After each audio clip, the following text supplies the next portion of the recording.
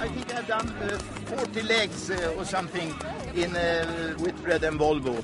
And I've never abandoned a leg. I've always finished. And this feels like the best finish I ever made, even though it was a little bit late. There are 40 days of food to be loaded, a new fuel tank to install and a new mainsail to fit. The Ericsson Shore crew returns to action.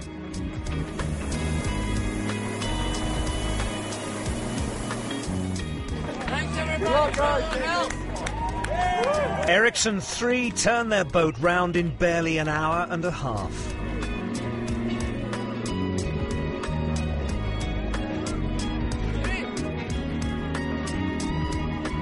Less than 7 hours after the departure of the rest of the fleet, Magnus Olsen's crew sets off on their next adventure. 3 new crew members on board, 70 miles behind. It's not until nearly 8 in the morning that the damage to Telefonica Blue's keel is repaired. The rest of the fleet has endured a slow first night, but chances to catch them up appear limited.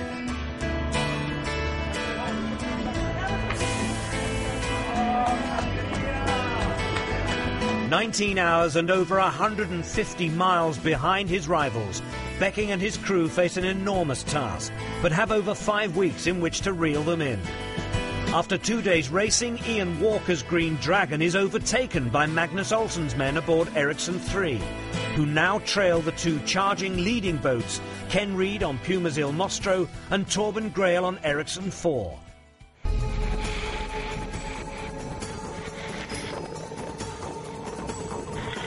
At the back of the fleet, Telefonica Blue plunge headlong into the mountainous seas in a desperate attempt to claw back lost ground.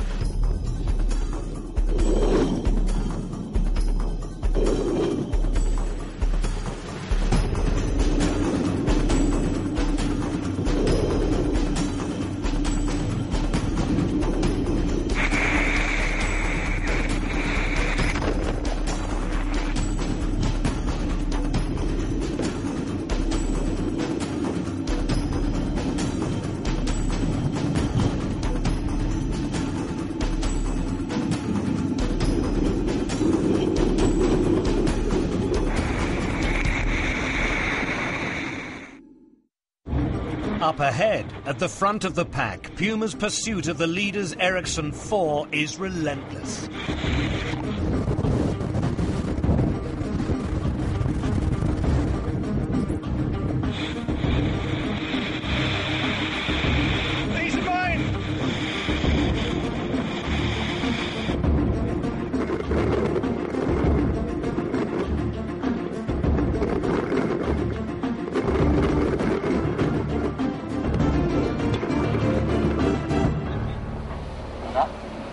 Puma's German helmsman, Mickey Muller, has an added motivation to get to Rio as quickly as possible.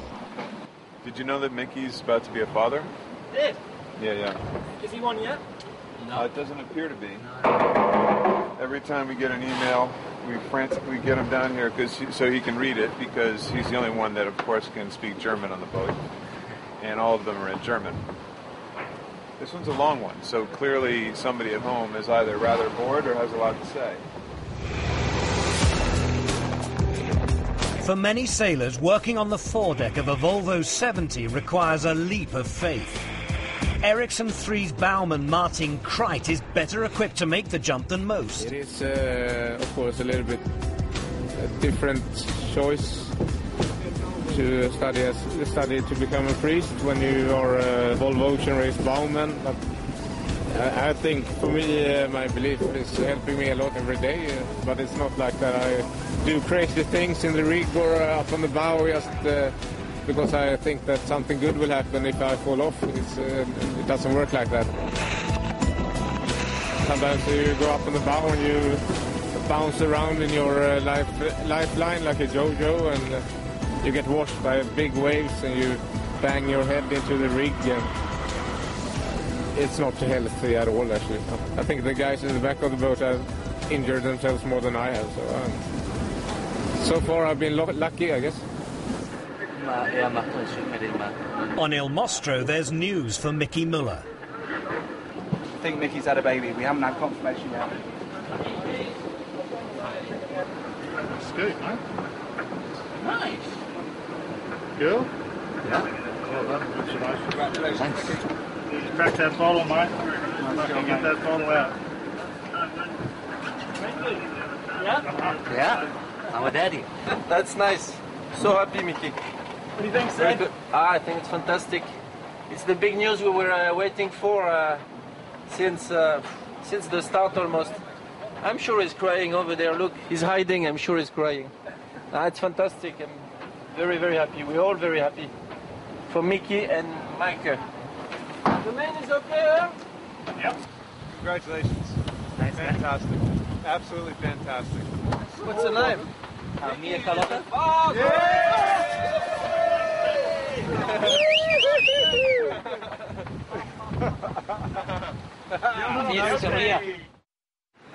Detached from the structural issues and crew changes endured by its sister ship, Ericsson 4 has again avoided trouble on leg 5, at least so far.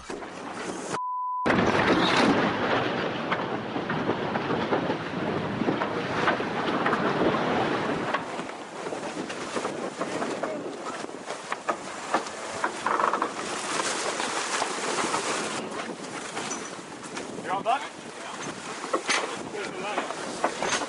Sit up to go, G1 up. Point 21.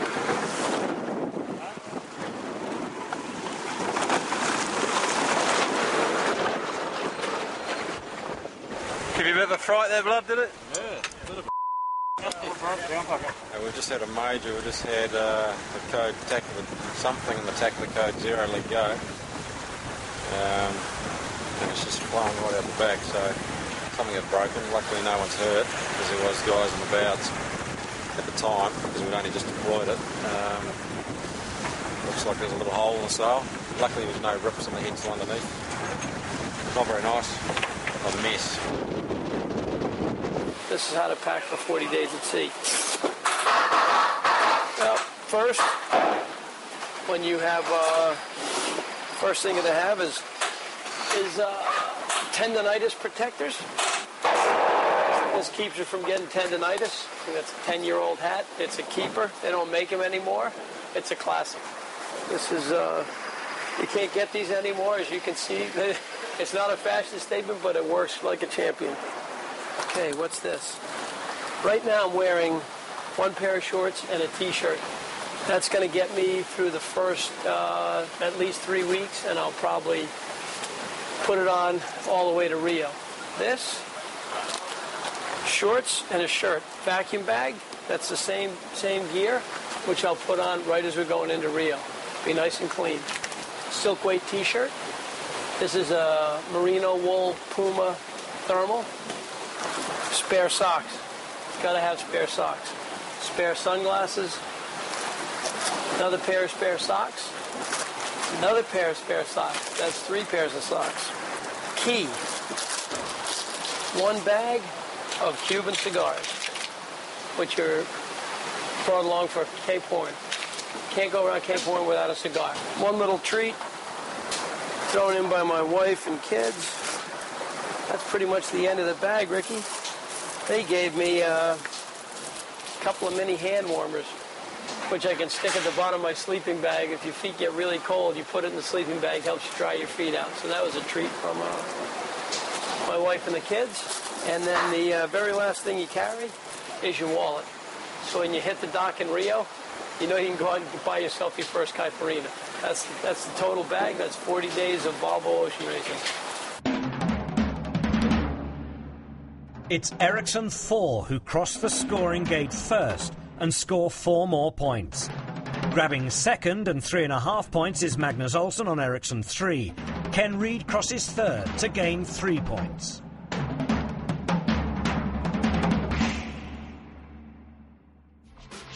Trailing the leaders by 21.5 points, Magnus Olsson on Ericsson 3 sanctions an all-or-nothing gamble. Young navigator Axel Magdal is convinced he's found a quicker route to Cape Horn, and instead of following the pack south, they head north to pursue stronger winds.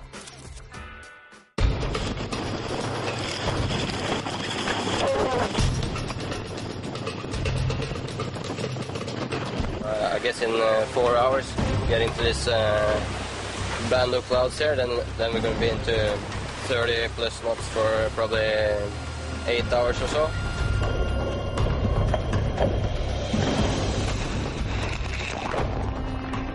We're going to be close to the leaders, or if we're lucky, a little bit ahead. The Magdal-Olsen master plan on Ericsson 3 is working. Their bold decision-making at the scoring gate has seen them leap into the lead, more than 100 miles ahead of Puma's Il Mostro and Ericsson 4. Green Dragon and Telefonica Blue plough on in the south. For Bauer-Becking, bringing up the rear, the war of attrition continues. They break a forestay, the piece of rigging holding up the mast, and see one of their sails plunge into the water. G'day, Campbell. We've broken the forestay. Skipper and shore manager have a huge decision to make. Head for land or plough on, knowing heavy seas lie ahead. Looking at it as well, and there is an airport over there, is there? So it's about 120 miles away. The Blackbird has arrived in Rio, so we can take that part, but it means still we take it from there, fly it over to New Zealand, and then land into the Channel Islands, go for anchor there, so we might be losing probably 30, 60, 48 hours at least. So it's a question of just carry on. That's just the thing, we have to make a decision. No tenemos repuesto esta pieza, así que va a estar complicado. Still the furthest south, Telefonica Blue is losing ground rapidly. Green Dragon seize their opportunity and leave them floundering. In the north, Puma and Ericsson 4 are side by side in the pursuit of the leaders, who are over 100 miles ahead of them in the distance.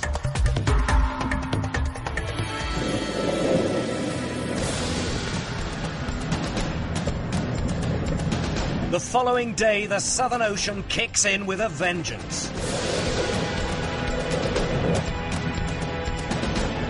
For the next 48 hours, progress to the Horn for the first 4 boats is rapid. Ericsson 4 resumes their pursuit of the leaders and closes to within 33 miles of their stablemates.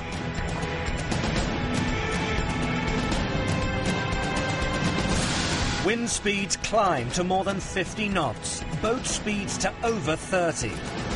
The combined impact on tired crews is brutal. Everybody's pushing the boat to the limit. You know, you're actually just hoping that you can get through the watch without breaking the boat. You know, right now, flying off waves are coming into the cockpit, hitting people, and mentally, you go to your happy place. You know, places with your kids or your family or something. Next thing you know, the watch is over. It's hard sailing right now. So tough are the conditions that even Southern Ocean veterans like Tony Mutter on Ericsson 4 run into trouble. Got caught with a squall and buried the bow. You know, coming out into a broach. Tried to straighten her out and with a wheel and broke it all. It wasn't very nice. And while all that was going on, we were still buried, going pretty quick. And I thought it just broken a cable, but so I swapped wheels. I got to the leeward wheel and it wasn't working. So luckily Blood was right there, and he grabbed the weather wheel and continued on while we finally worked out what was going on. And we just ripped all the sheaves out of the inside of the hull. The steering sheaves that come off the quadrant. There's also trouble on Puma. We just broke the wheel for a second time. Case is repairing it. And I've got 3 reef and J4. And all is okay. Under control. Day 31, 12:22 GMT. The race to the Horn is finally decided. I'm very happy and very tired. But I have power to do the last 2,000 miles. Don't you worry. Score! It's only 2,000 miles to go. After 31 days of sailing, we go around Cape Horn first. Now we're going to fight to the bitter end. Bit of the boat, bit of the ocean. Less than 2.5 hours later, Ericsson 4 rounds to claim 3.5 points and immediately sets off in pursuit of its sister ship. Have to put ashtrays on the pedestals. We have a little celebration coming up. We're rounding Cape Horn. Casey, are you going to go naked at the Horn? Of course I am. What else would you do? He said he's going to hold the sign naked. So, personally, if he does do that, he's the dumbest human on earth. Just under 6 hours later, the third boat to clear the scoring gate, after elaborate preparations, is Ken Reed's Puma. Already in Brazil is Delta Lloyd. The Dutch entry retired from leg 4 and will rejoin the race on leg 6. Also in Rio, another leg 4 casualty is being prepared to re-enter the fray. Fernando Echevarri's Telefonica Black is also the subject of a battle against the clock to be ready for the import race. On Ericsson 3, 5 weeks at sea is beginning to take its toll. Yeah, I think we're all under a lot of stress, and I talk a lot about nothing. Talk about nothing. And that's my way a little bit to handle the situation. Talk, as you understand now. Talk. And I think a lot of people get tired of me because talk. You have a nice, black suit on you. I can talk about that one. I can talk about your trouser there. I can talk about, here is a squirrel. I can talk about this squirrel. Why do you have a squirrel on board? And how many squirrels do you think there is in Sweden? And then people can guess it's 100,000 squirrels. No, there's only 1,000. That's very important. Perhaps it's only 1,000 squirrels in Sweden. I think it's more 100,000. You can talk about animals. If you start with an A, an animal on A and B and C and D, or capitals or countries or things like insects. Nasty people, name of nasty people. They handle it in a different way, everybody. It's interesting to study how people... we have one on board, no names, that eats all the time. Small things, eats. One guy, he cannot but trim the sails. Even if he doesn't do anything, he can ease 1 millimeter and take up again 1.5. And we have one guy that is doing the boat very nice inside, picking up small things, cleaning inside, cleaning corners, cleaning everywhere, really. And when he's done, he starts from the beginning again. So there is a lot of different people. It's interesting to see, and I talk. In an attempt to shake Ericsson 4 off their tail, Ericsson 3 go into stealth mode. Their location will remain secret for 12 hours.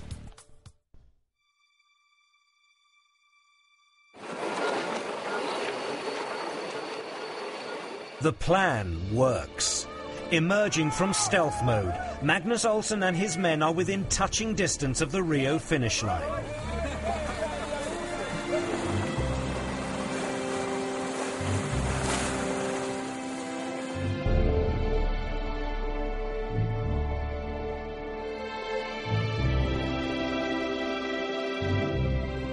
"22 days since making their decisive move, Ericsson 3's crew finally arrives in Rio to claim the reward for their temerity. A stunning leg victory and a permanent place in the hearts of race followers everywhere. For Ericsson, it's a superb team effort. But for the 60-year-old 5-race veteran sailing in only his second leg as skipper, it's also a personal triumph. Yeah! You understand?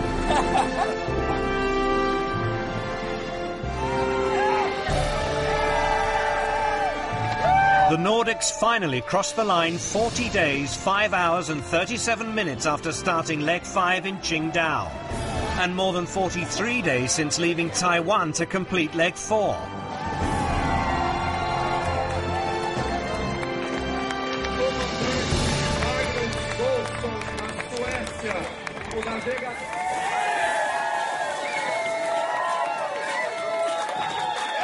After 6 remarkable weeks at sea, Ericsson 3 take their place on the winners' podium. Their place in race history already assured. Ladies and gentlemen, one more time for Ericsson 3. Despite finishing second in Rio, Torben Grael on Ericsson 4 still has a healthy lead over Ken Reid on Puma's Il Mostro, who were third to reach Brazil.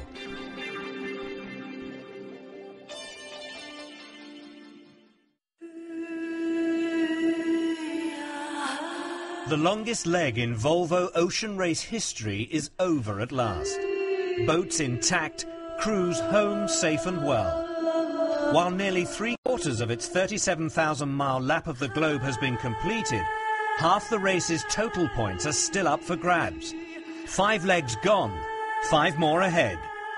This year's race has still got a long way to go.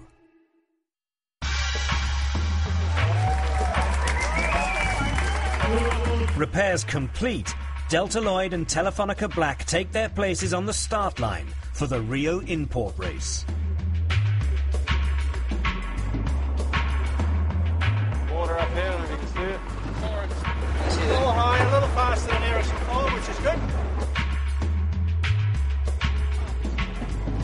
10 boat legs!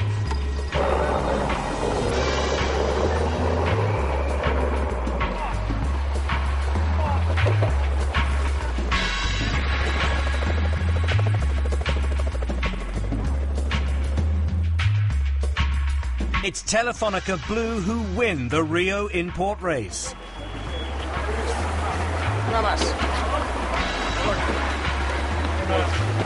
Perfecto. Puma's Il Mostro comes in second, and Delta Lloyd, who haven't raced since leg 4 and have Brazilian Olympian Marcelo Ferreira on board, finish third.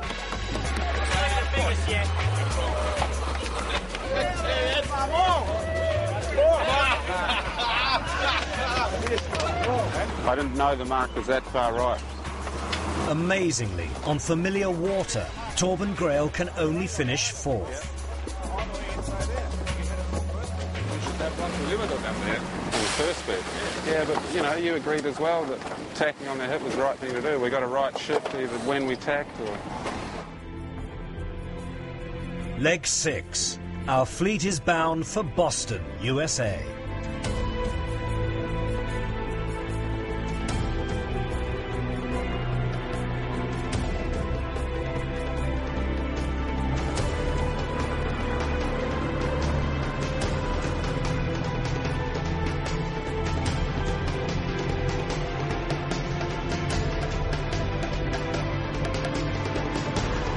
For the spectators on the Copacabana, there's one last opportunity to wave the fleet off before it heads across Guanabara Bay and out into the South Atlantic.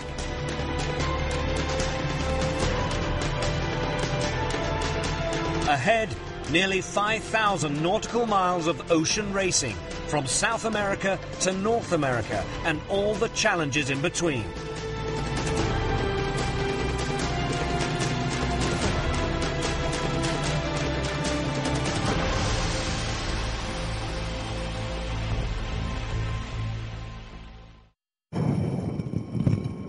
Ericsson 3 soon hit trouble.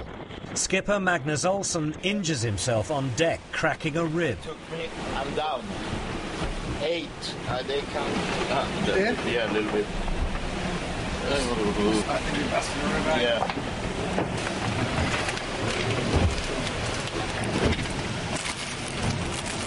Patient name, Magnus Olsson. Age, 60. Problem, he's nuts. A couple of hours ago he got washed down the boat by a wave and he got really badly hit in the lower rib sec area here.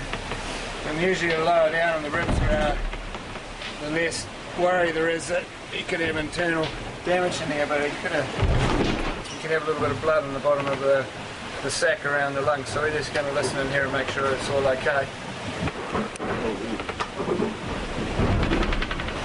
One more time. I'm going to med school after this race.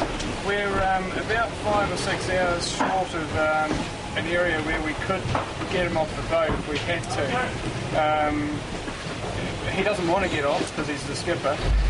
But the alternative is he'll be on board with us for another 12 days till we get to Boston. I don't want to get off.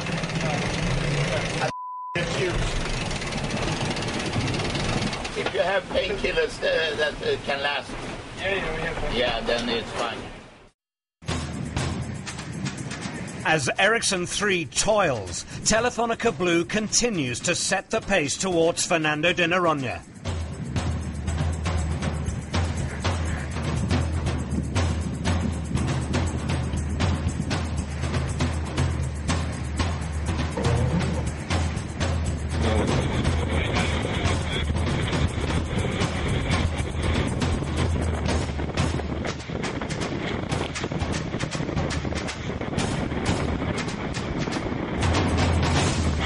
Ahí debajo y estamos llegando en 5 minutos a la puerta de aquí de Fernando de Noronha, así que muy bien. Un chubasco ahora mismo, pero caza un poco patán. Pero todo bien, perfecto.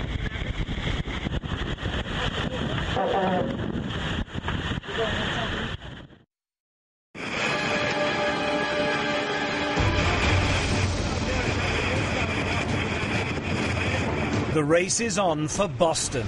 10 days out of Rio and the fleet is gaining ground on the leaders Telefonica Blue. We're going fast, we're on course, and we're making some small inroads into our competitors, so pretty happy out here.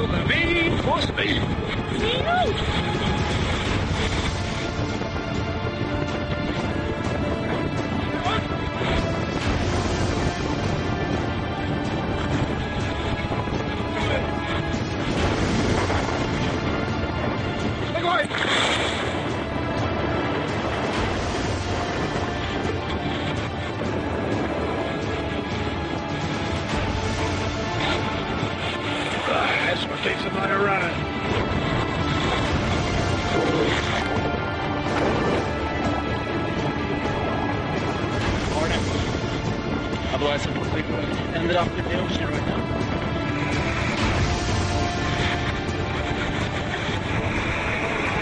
Oh, they're catching up, so they're sailing faster than us.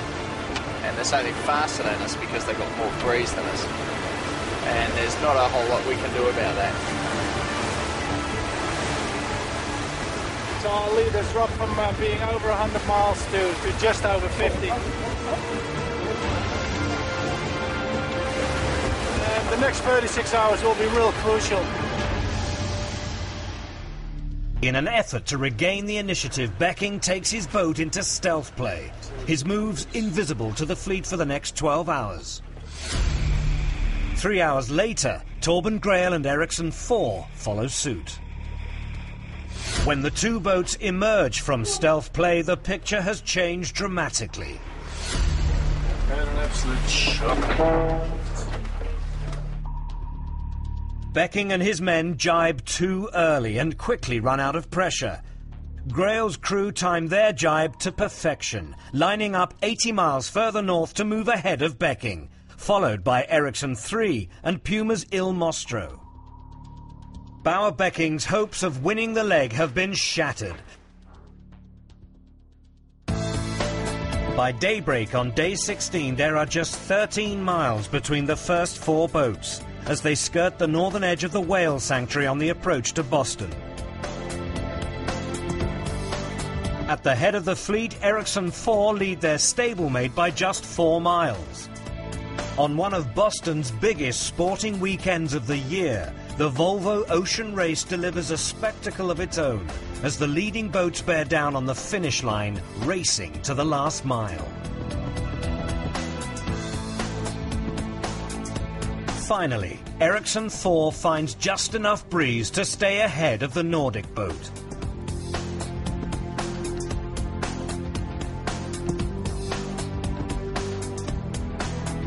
"15 days, 10 hours and 30 minutes after leaving Rio, Torben Grail's men crossed the Boston finish line to win leg 6.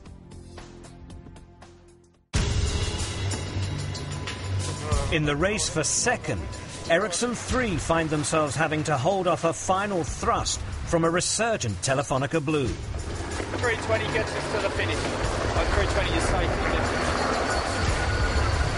Coming or not?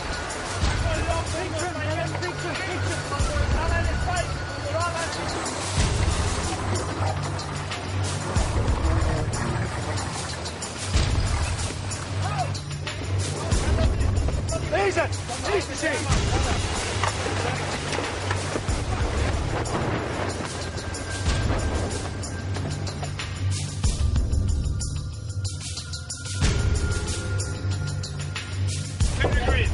Five degrees, 59.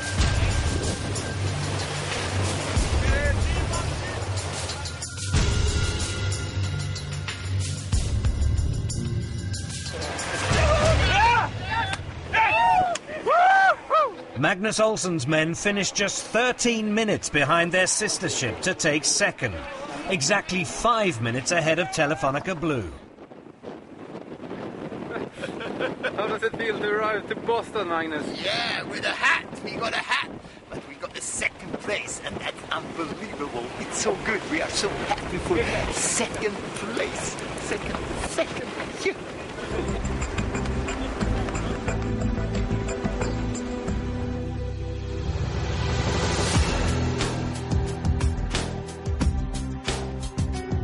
Almost a year since it was christened in the city, Puma's Il Mostro returns to Boston. Despite their best efforts, they can't catch Ericsson 4, and they have to settle for 4th place. They still receive a hero's welcome.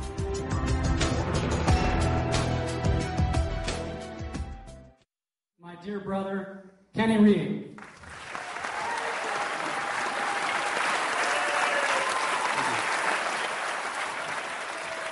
Thank you very much. It's I can't tell you how good it is to be home. Newport, Rhode Island, you don't realize how beautiful a place we live in until you go around the world. Go around the world in probably the dumbest way you could ever go around the world, and that's to sail a boat. Well, my wife said to me the other day, hey, are you thinking about doing another Volvo race? I said, well, why do you ask? She said, well, I'm doing it again, so I really hope you come along and join me. So it really helps that the pressure's off on the family side. They love it. They've loved every second of this thing. As a father, as a husband, as a friend, I think I am a better person today than I was 2.5 years ago, based on what I've learned from the Volvo race. And that is no exaggeration whatsoever.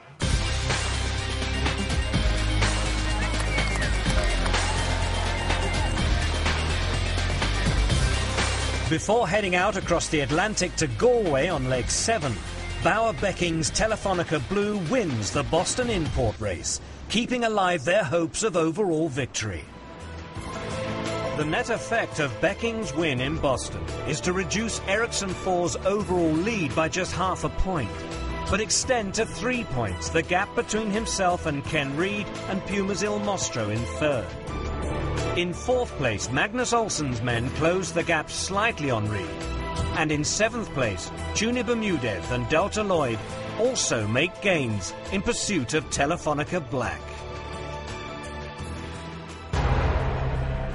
Crossing the North Atlantic has always proved one of the toughest, most challenging legs of the Volvo Ocean Race. People often talk about the Southern Ocean and Cape Horn and Cape Point, but the North Atlantic can throw anything at you really, especially at this time of year in the early spring. The 2005-2006 edition of the race was no exception. On leg 7 3 years ago, Dutch crewman Hans Horowitz drowned after being washed overboard from ABN AMRO 2, 1,300 miles from Land's End. We're preparing a sail, and during that change, the wind got up from 12 to 14 knots to 25 quite quickly, and Hans, obviously being the guy who was trimming and hanging onto the most important sail on the boat at that stage, was the last to go down. Despite recovering Hans, Seb Joss's young crew were unable to resuscitate him. But just 2 days later rescued Bauer Becking's crew from the stricken Spanish boat Movistar. Her keel compromised and storm-strength winds approaching. 2 años de trabajo, Iván.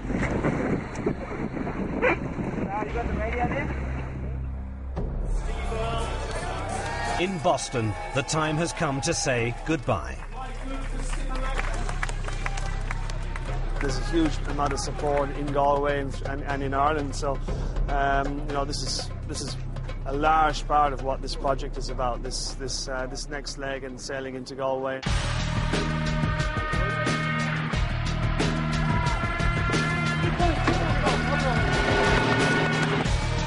At the first mark, it's Telefonica Blue who lead, followed closely by Telefonica Black.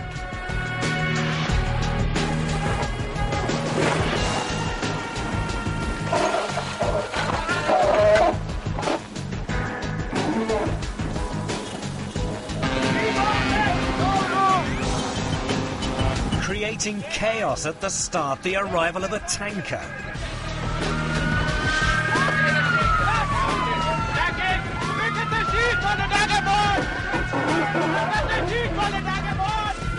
Ericsson 3 attacking in front of it.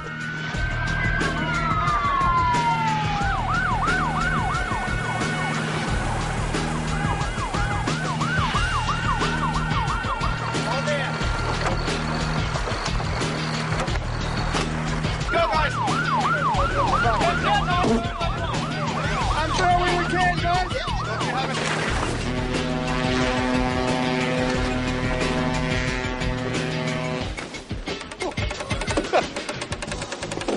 That makes it lively. That top mark is just about to get run over by a ship coming up the channel.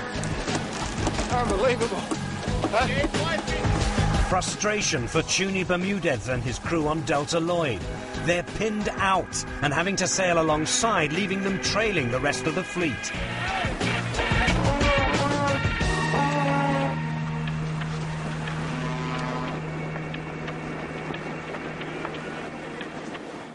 Eventually, our 7 boats, led by Telefonica Blue, leave the crowded harbour. Next stop, Galway.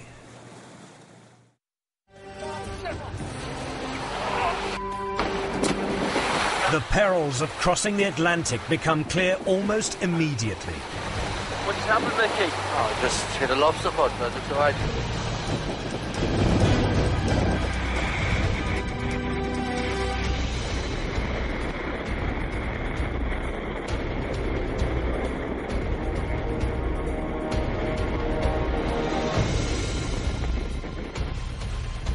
The lobster pots are hindering some more than others.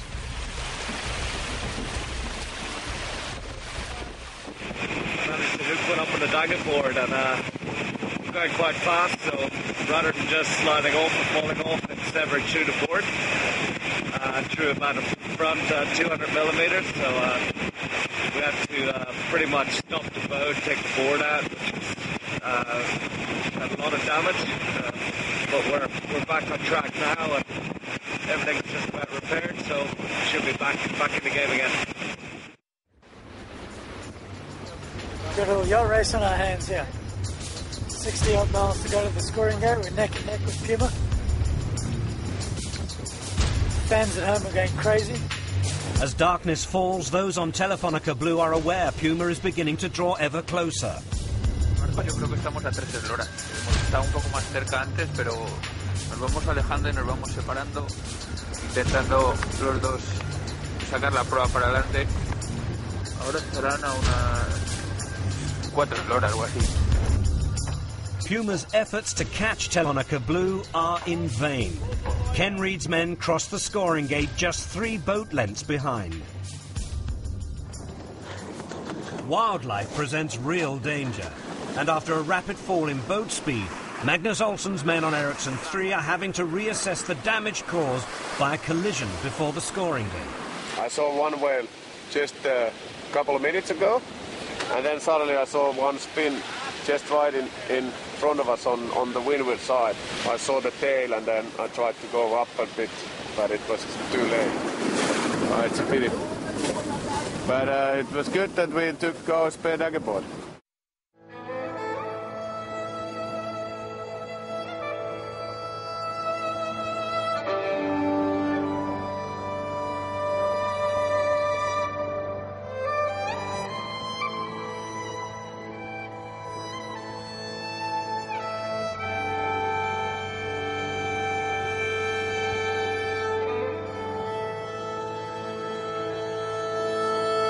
For the 60,000 inhabitants of Galway on the west coast of Ireland, hosting a stopover of the Volvo Ocean Race will be a new experience. The city is more often the venue for arts, cultural and food festivals, but the locals are catching on fast. Or what's called the Green Dragon. This was one of the biggest events of all I've ever seen in this city. Everyone's really excited about it, and the city's been really revamped at the moment, so it's great. We're very proud of the crew and the Green Dragon, very proud of the organisers of Let's Do It Galway. Our big day is here now. For some, simply reaching Ireland intact is the main objective. The rudder is snapped off about 6 inches below the hull. That's what caused that wipeout. We're going to have to jibe now, which is fine. And then we're going to have to get the spare rudder in, which is going to be a mission. It's left to bowman Casey Smith to replace the rudder, so Il Mostro can fight on. By the beginning of day 7, the fleet is screaming downwind in 30 knots of westerly breeze.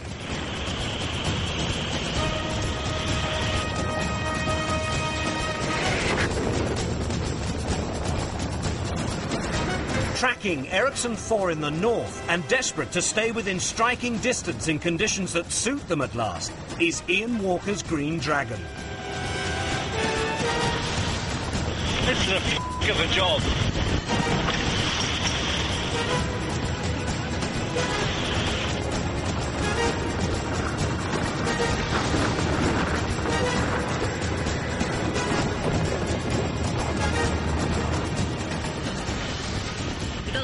Better than this. We've got 30 knots of wind, pretty big seas running out here. We are about 600 miles west of Galway, and it is really, really close between all the boats. There's Ericsson 4 about 25 miles ahead of us, and then a pack of 4 boats 100 miles away, who hopefully we're going to jibe and cross, but it all depends on the wind shift and how fast we can sail in the next 10 hours. The next 12 hours of this race is absolutely crucial. We're going to push this boat as hard as we can. We want to try and get on the podium. But have they pushed too hard?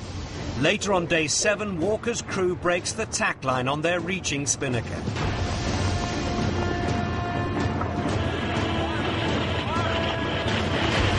The sail almost completely destroyed. They've no option but to switch to their bigger spinnaker, leaving them on the very edge of control.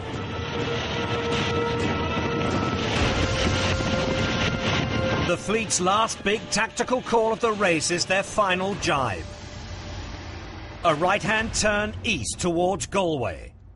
If it's timed wrongly with the expected southwesterly wind shift, hard-won miles and places will be lost.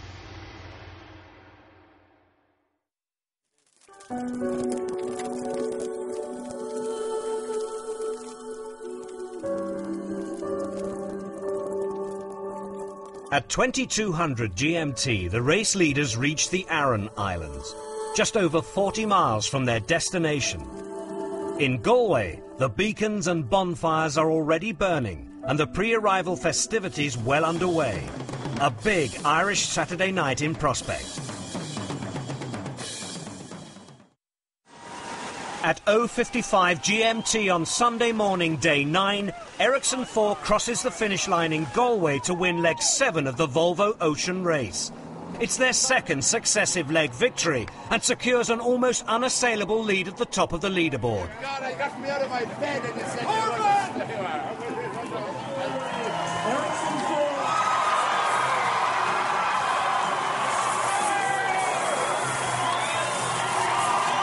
Torben Grail's men are safely home.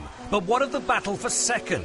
Would the next boat to arrive be the red of Puma's Il Mostro or the green of Green Dragon? The people of Galway would have to wait a little longer to welcome their hometown heroes.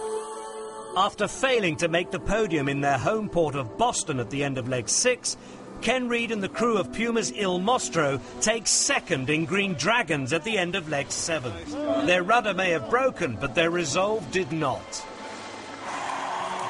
Just 11 minutes later, Irish eyes are finally smiling. After being pushed hard by Telefonica Blue, Ian Walker's Green Dragon returns to its home port in 3rd place, its first offshore podium position of the race. Why would you confirm yet again that the Green Dragon has done what? Crossed the finish line, it's on its way home. Not the best funded crew, but perhaps the best supported. Ian Walker's men received the biggest welcome of a long and memorable night.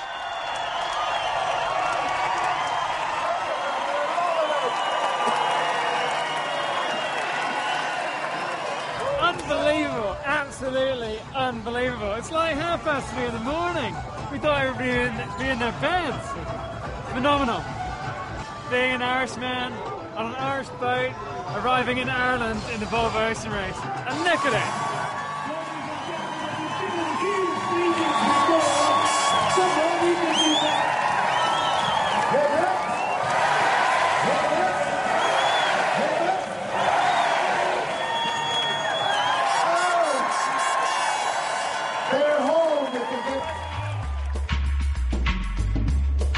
Once the dust had settled, the magnificent Irish support was out in force again for the Galway import race.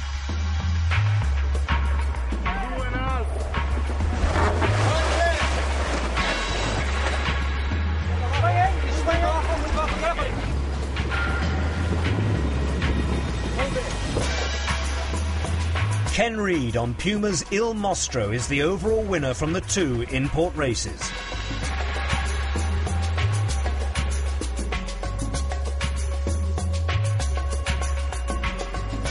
Despite finishing just 5th overall in the import races, Ericsson 4 remain on course to win the Volvo Ocean Race in St. Petersburg in June.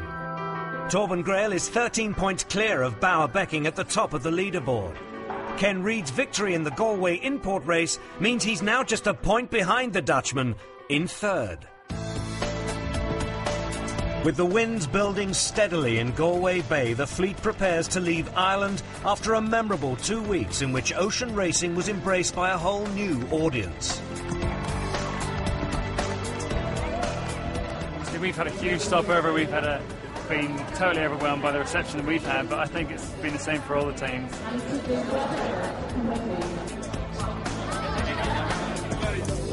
Friendships are temporarily suspended. Race-long rivalries renewed. The battle for 2nd and 3rd is back on.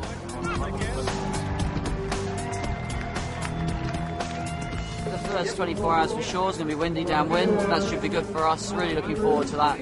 We're going to get up into the English Channel at some point. The wind's going to go light, and I'm sure there's going to be an awful lot of tactical opportunities. English coast, French coast. I think anybody knows where they're going yet. Just trying to take it all in. Just make sure I remember this for the rest of my life. The fleet is heading to Sweden. Destination Marstrand. Before a 500-mile charge to Stockholm, 8 months of hard work will end in St. Petersburg, Russia.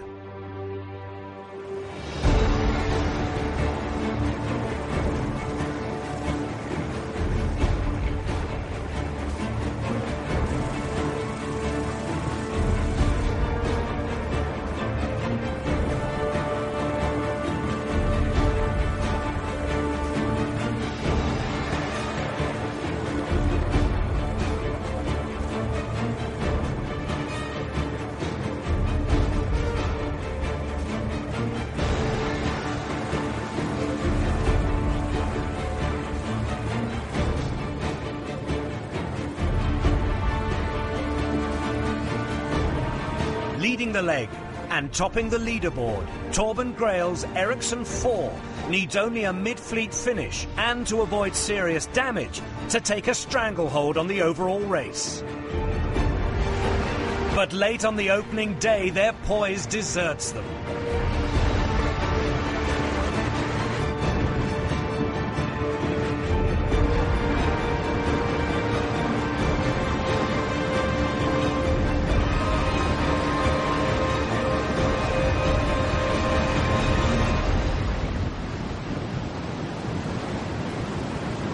The wheels have been falling off on E4. We've just snapped the steering wheel into about 4 pieces and absolutely levelled one of our steering pedestals after 2 awesome broaches.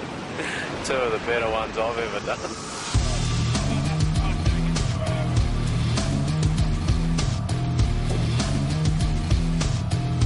The fleet is heading towards the busiest shipping lanes in the world and the exclusion zone drawn up to keep it away from the southbound traffic.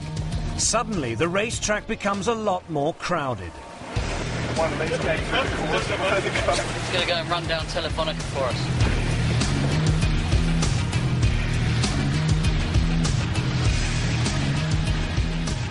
Nice and close then. Passing Rotterdam, Puma's woes continue. Hands up, guys!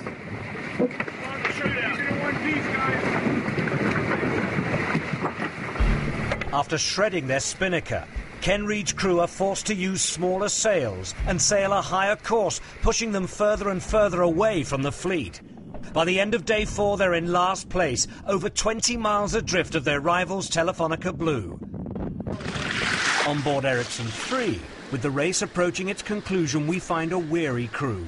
4 o'clock in the morning and I'm completely tired. Without coffee, it's a disaster. There is this stuff. This doesn't work. You need the real powder.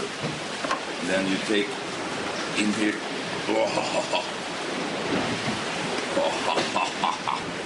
Then you take a little bit of fresh water because it mixes better with cold fresh water. Black is beautiful. It's almost like you're standing up by itself. The spoon comes the coffee.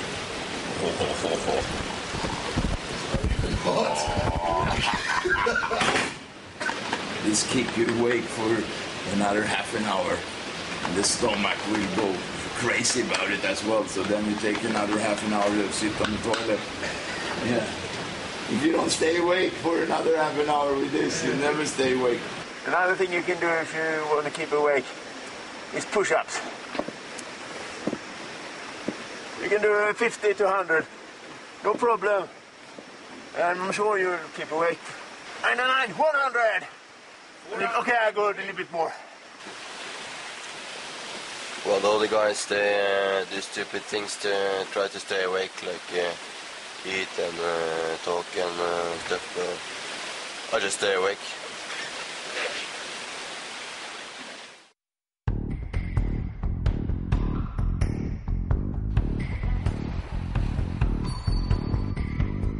With Marstrand drawing ever closer, a game of cat and mouse begins to unfold on the water.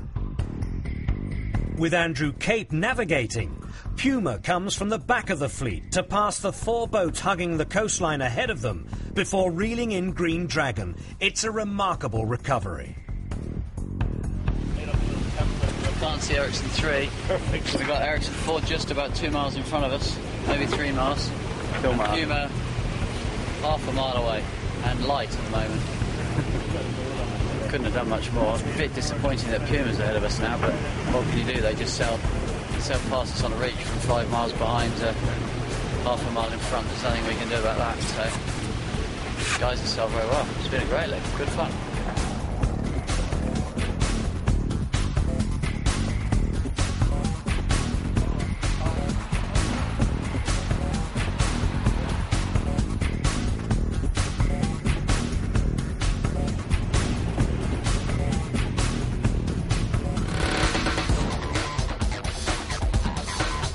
Up ahead, Ericsson 4 is about to claim a decisive leg win.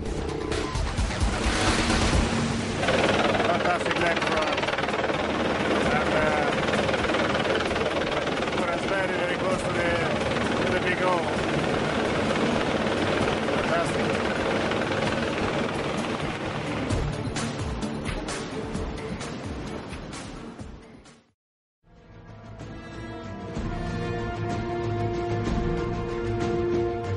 It's Puma's Il Mostro who claims second ahead of Green Dragon. How's that feel?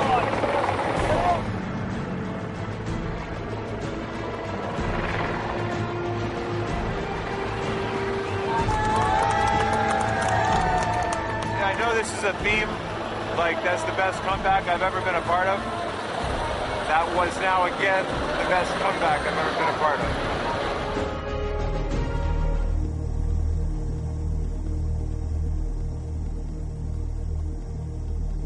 While Telefonica Blue grabs fourth, the fight for fifth is coming down to the wire. Telefonica Black and Delta Lloyd are side by side, inching towards the finish line.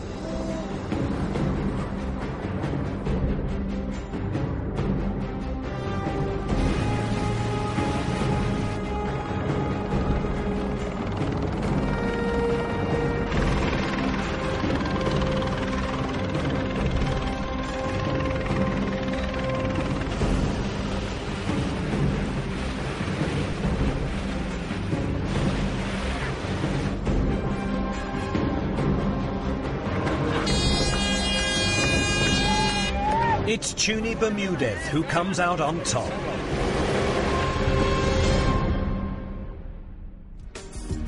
By winning leg 8, Ericsson 4 are on the verge of overall victory. They hold a 15-point lead over Puma's Il Mostro, whose amazing comeback sees them leap above Telefonica Blue.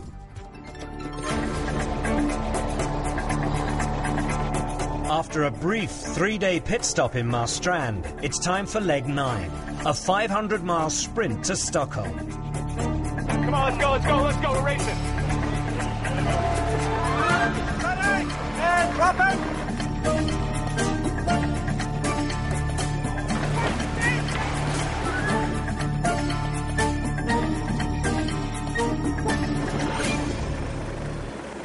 Telefonica Blue leads the way.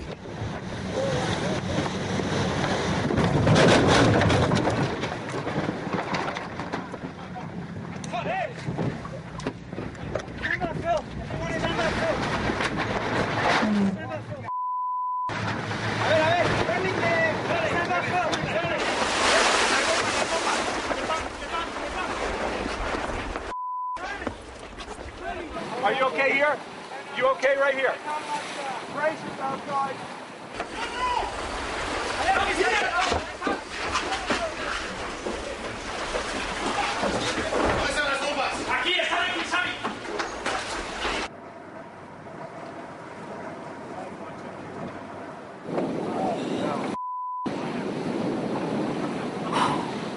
I don't care if there are competitors or not. That is not right.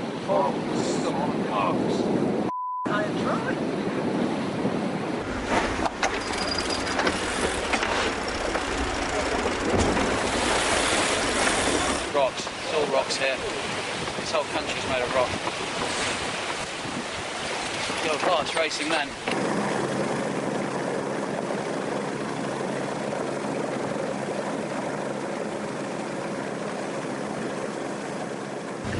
Have a look at your map. Yeah, we just get a rock underneath. It's just a little isolated spot. We can go either way to get off. Whichever's easiest. You want to unfurl a bit this one? High and dry on it. Best thing to do is take the main down. Come on, take this.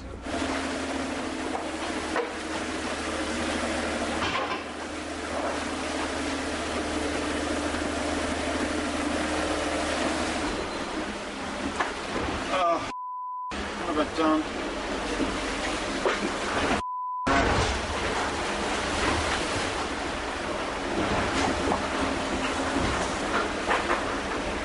Hi, duty office, it's Sci-Fi here. Just to let you know we're suspending racing.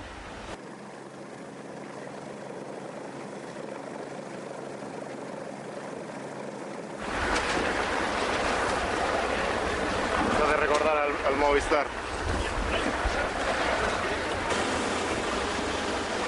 Bad crash. Very bad one. Really bad crash. Not looking forward to see the boat out of the water.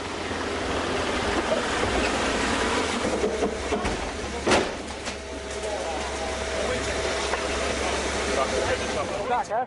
After 2 hours, a stricken Telefonica Blue is freed from the rocks.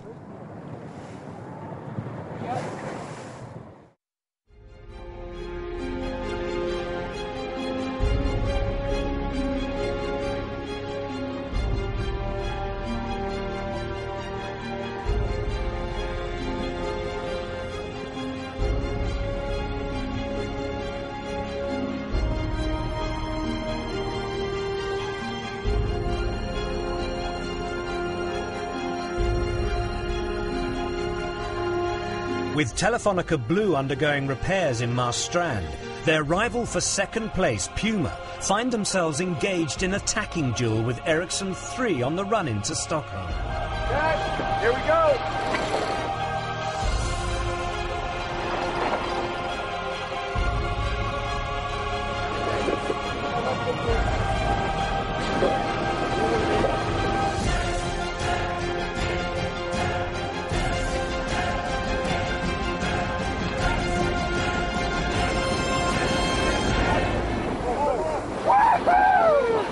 After 33 hours and 43 minutes of racing. And at their 9th attempt, Ken Reed's crew claimed their first offshore win to strengthen their hold on second place. You guys are awesome, man.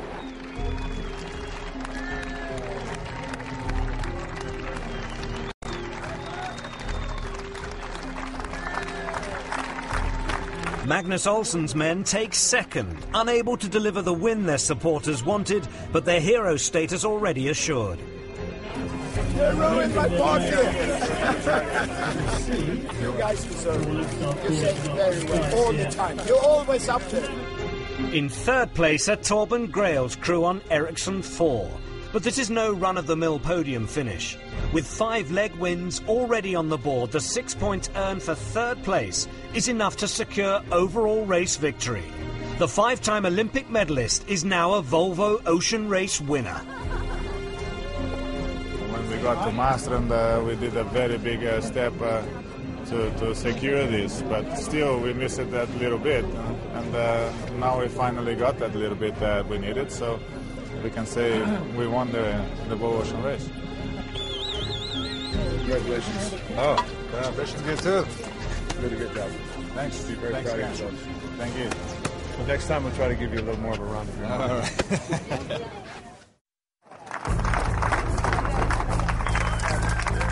Arriving last in Stockholm, 4 days after the rest of the fleet and carrying a frustrated crew, is a repaired Telefonica Blue. Incredibly, they go on and win the Stockholm import race. Nice comeback, boys. There's no change in the positions on the leaderboard following the Stockholm import race. Purely by starting the final leg, Puma will have accrued enough points to claim second place overall, consigning Bauer Becking and his men to third. The race to St. Petersburg is underway, the final leg of an epic journey.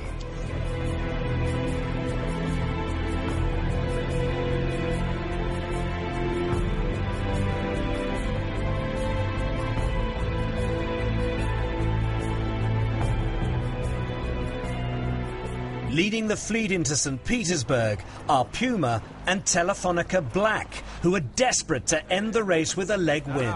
I talked to Fernando a lot before this leg, and I told him I had a feeling this was his leg. I didn't hope that it was going to be us being right there. They're sailing well this leg. They've sailed aggressively and well, and they, as always, they're giving us our hands full here.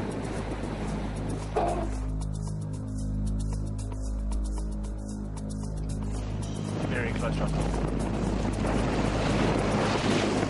Very, very close to the finish. Just there.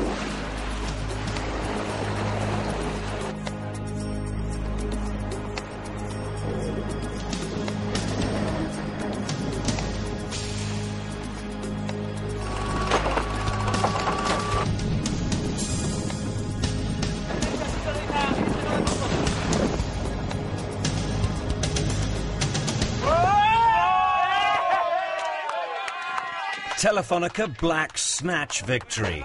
It's the first time Fernando Echevarri's men have won a leg of the Volvo Ocean Race.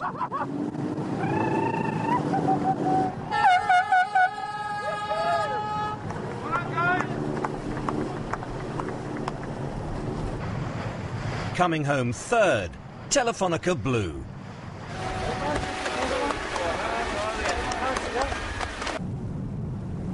The overall victors arrive in fifth. The final leaderboard of the Volvo Ocean Race sees Ericsson 4 crowned victors by 9 points from Ken Reid on Puma's Il Mostro. Bauer Becking on Telefonica Blue finished 7.5 points adrift of them in third. Behind Becking came Magnus Olsen, the Nordic's extraordinary victory in Rio going down in race history. As will Green Dragon's arrival in Galway. They finish fifth. By winning the last leg, Telefonica Black finish on 58 points in sixth. Delta Lloyd end the race in seventh, while Team Russia were eighth.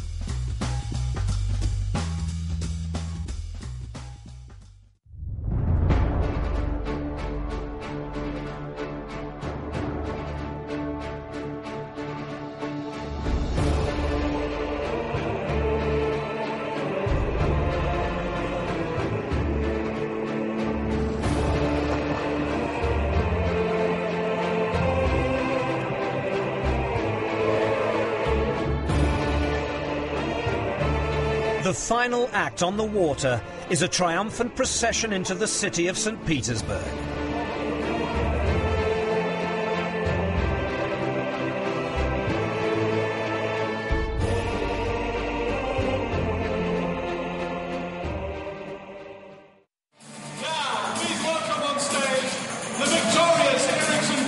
After 9 months and 37,000 miles of life at the extreme, Torben Grail and the crew of Ericsson 4 have finally got their hands on the trophy as they celebrate winning sailing's ultimate prize, the Volvo Ocean Race.